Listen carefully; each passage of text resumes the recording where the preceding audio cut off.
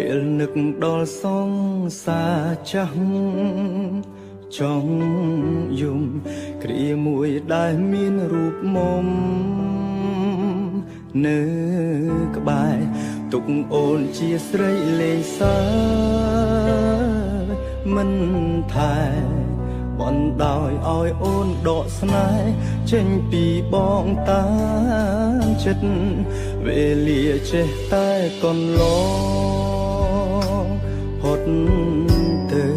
បងបានបែកគ្នាពីពើរៀ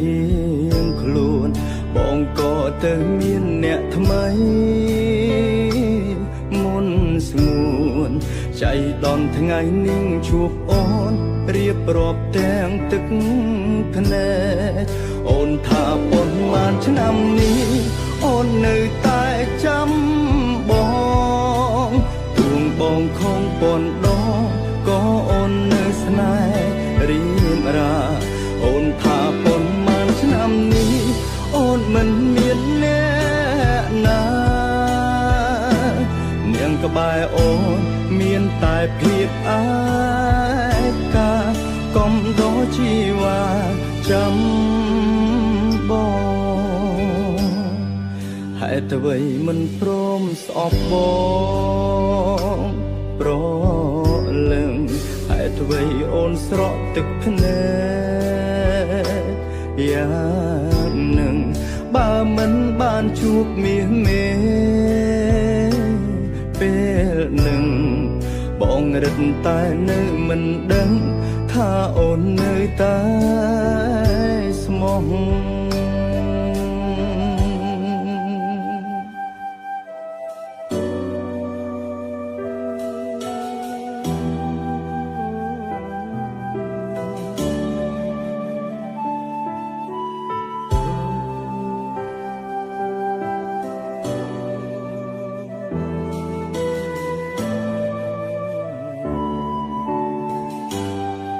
អូនថាប៉ុន្មានឆ្នាំនេះអូននៅតែចាំបងទួងបងខំប៉ុនដងក៏អូននៅស្នេហ៍រៀមរាអូនថាប៉ុន្មានឆ្នាំនេះ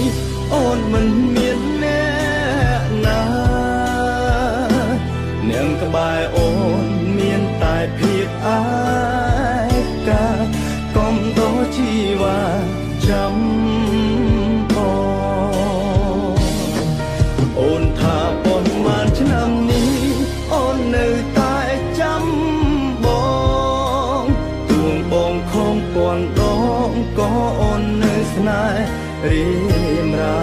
អូនថាប៉ុន្មានឆ្នាំនេះអូនមិនមានអ្នកណានាងក្បែរអូនមានតែភាពអាកា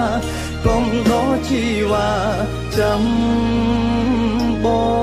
ង